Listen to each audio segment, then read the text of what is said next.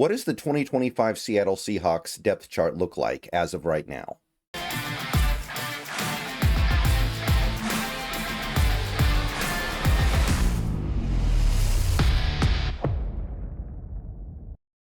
What's going on, everybody? Good morning. Hope you guys are doing well on this Monday. We're kicking off a new week here, and since we are now into the second day of a new month, thought it'd be a good time to check in with another depth chart projection video. Haven't done one of these since, I think, right after the draft. So we've had some time to let new information process. We've also added a couple of categories to this depth chart as well. So we'll be looking at some new information.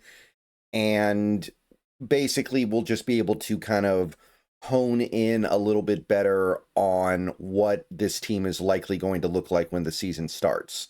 So, depth chart, we're going to do the 53-man roster. We're going to do the injured reserve, which is players that start the season on the IR and can come off after a certain amount of time has elapsed. And then the practice squad, which is 16 players. Now, keep in mind that some of this stuff, especially the practice squad, is really hard to project right now. There are going to be a lot of spots on this team that are occupied by players that are on other teams as of right now. And that's especially true of the back end. There are going to be guys that get released in August from other teams that end up here. There are going to be guys that we release that end up on other teams. And that's just really, really hard, virtually impossible to project as of right now. So we're just going to work with the information that we have. We're just going to take a look at the team as it breaks down right now, and I'll do my best to imagine what things will look like when the season actually starts. So just keep in mind that we're just kind of doing this as a running thing. I would not look back at this video in September to see how accurate it was, because it probably won't be that accurate for the back end. This is just kind of as I see things right now. And as of right now, we don't have enough information to know everything. We can kind of get a feel for the stuff that's important. And also there's some stuff that as of right now, I think is true, but I think has a very good chance, if not a better than 50% chance of not being true when the season starts. I'll talk about that as we go through. So, if you haven't already, please click the thumbs up button on this video. Subscribe if you're new. Click the bell for notifications. Become a channel member for $2 a month. Those are the best ways to support the channel. So we're going to go position by position here. I'm going to talk things through, discuss other considerations that maybe need to be made, and we'll get an idea of what this roster may look like. All right, so quarterback is, of course, Sam Darnold starting, Drew Lock backing him up, and Jalen Milroe as QB3. We don't have a practice squad quarterback. I think having three quarterbacks, like we will with Milroe, is going to prevent us needing to get a practice squad quarterback. In previous years where you only had two, I think having a practice squad quarterback was kind of required. But with three, I think you can get away without having a practice squatter. We still could, but for the moment, I'm going to say we don't. And even if we did have one, I don't know who that would be. There's a couple of guys on this roster, guys like Plumlee, I guess, who could lend themselves to that role. But for the moment, I'm going to say we don't. Running back is K9, Charbonnet, Kenny McIntosh, and Damian Martinez. I think Martinez takes that fourth spot from Holani, and Holani gets bumped to the practice squad. Holani didn't really do anything last year. He was a UDFA last year. I don't think there will be some big demand for other teams to go sign him, so I think you can get him on the practice squad if you want to. Fullback is, of course, Robbie Oots. I don't know who else it would be. The only other guy it could be is Brady Russell, and while Russell has a little bit of experience at fullback, he does not offer the intriguing upside and overall fullback ability of an Oots. You spent a draft pick on Oots. I think Russell's there just in case Oots isn't ready to be a full-time fullback by the start of the season, but I think the anticipation is that he will be. So, pretty obvious there. Wide receiver, you've got JSN and Cooper Kupp as your 1 and 2. You've got Valdez-Scantling as your number 3. You've got Horton as your number 4. It looks like he's going to be healthy to start the season. Looks like he's going to have a chance to at least be active. I imagine he'll be doing punt returns, even if he's not doing a lot as a receiver. And for the moment, I'm going to say Bobo makes the team. I'm not convinced that he will. I think that a guy like a Cody White could easily take that spot. I think a guy like Sims could take that spot as well for special teams value. I'm not convinced Bobo makes this team, but for the moment, I think he does have a spot earmarked. And then Ricky White, the third, takes your final receiver spot. I have Sims, Broden. Broden's the really intriguing, but ultimately probably not actually good receiver that we got in UDFA. He's the guy who's like 6'5" and runs a 4.3, 240, but has miserable hands. And Cody White rounds out the receiver practice squad. So I have 3 practice squad receivers. I think generally you stash a lot of receivers on your practice squad. The Seahawks typically have over the last several years. So, yeah, I think that's a likely setup for the practice squad. Tight end is interesting. Noah Fant for the moment, I think, is the number 1. AJ Barner is the number 2. And Elijah Arroyo is your number 3. I think that Fant will not be here by the time the season starts.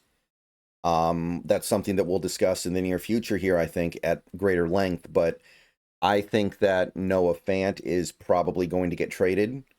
Maybe he'll be packaged in a deal for somebody like a Ramsey.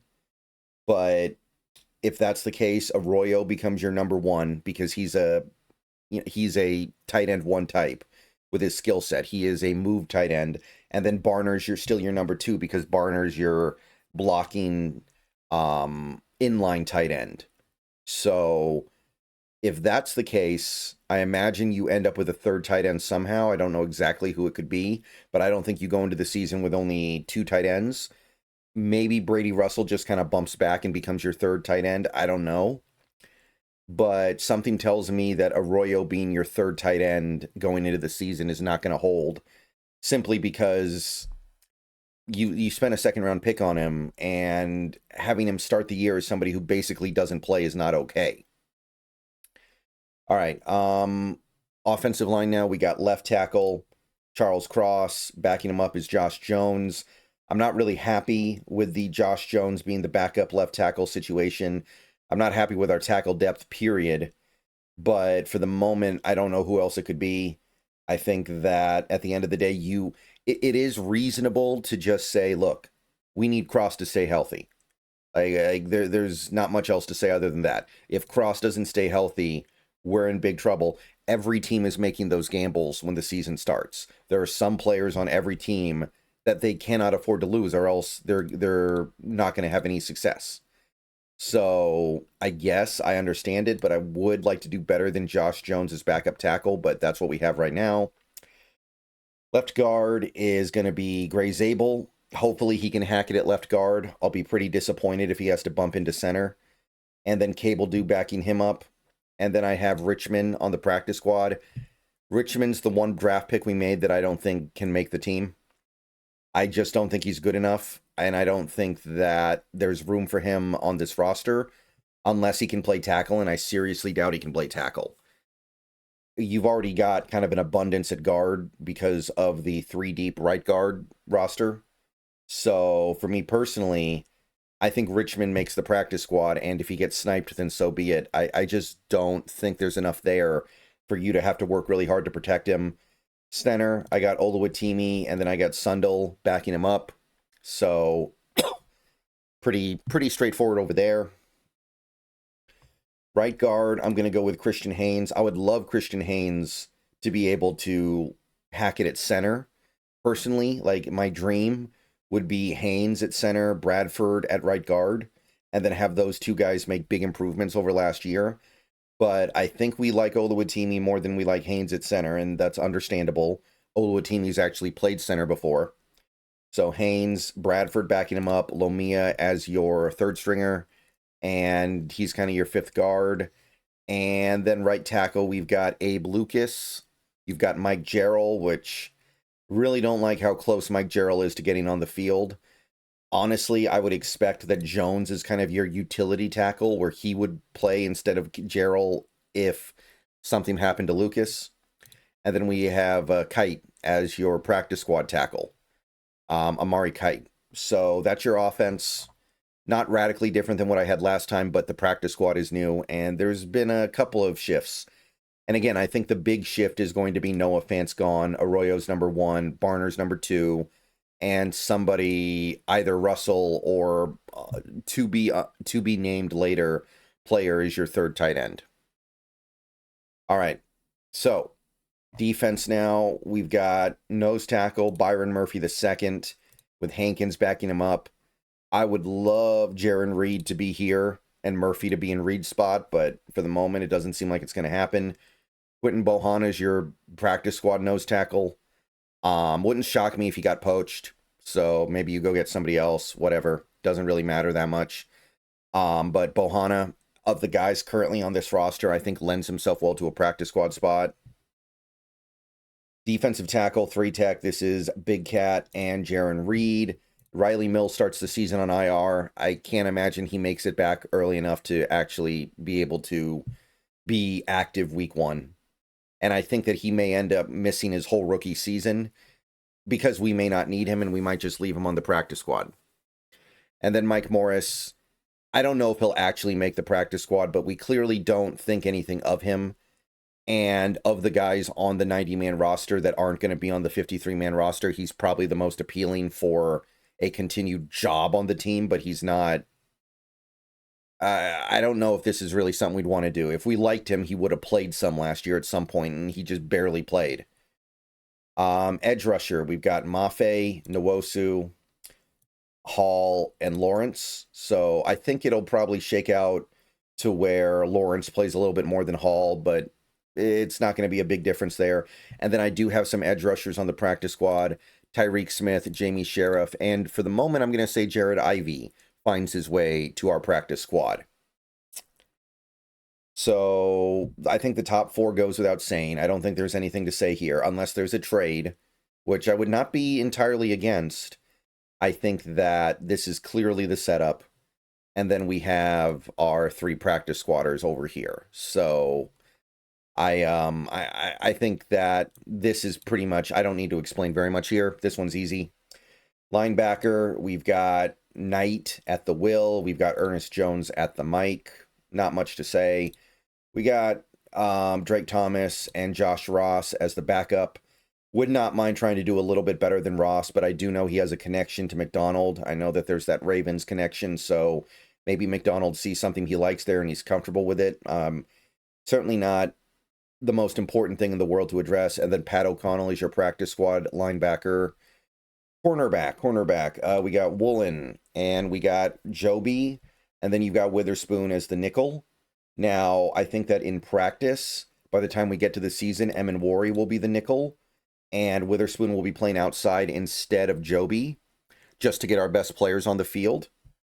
But that's something that needs to develop over time in camp. I'm not going to say it yet. For all we know, Emin-Wari won't look good in camp, but I think there's a very good chance Emin-Wari bumps over there.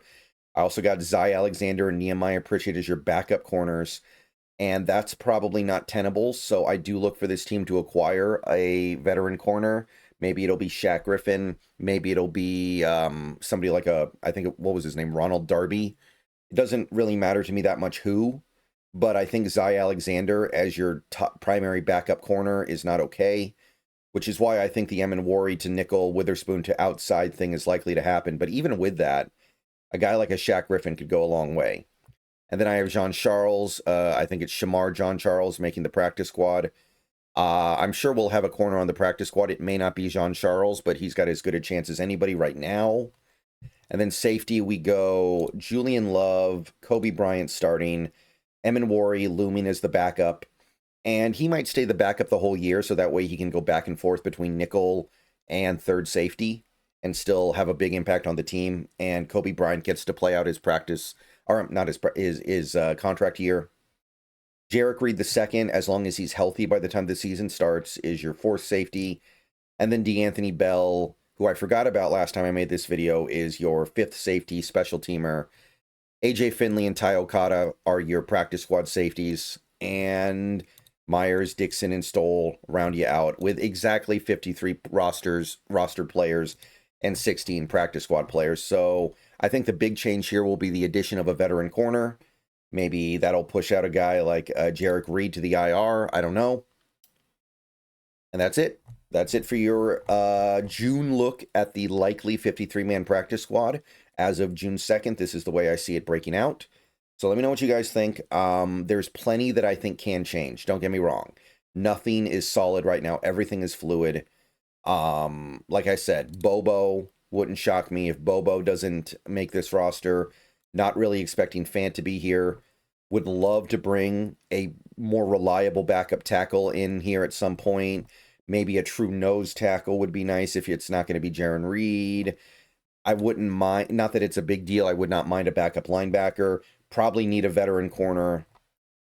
But most of this stuff I think is pretty well set up. So let me know what you guys think. See you guys soon. Go Hawks. And that is how I see the roster breaking out.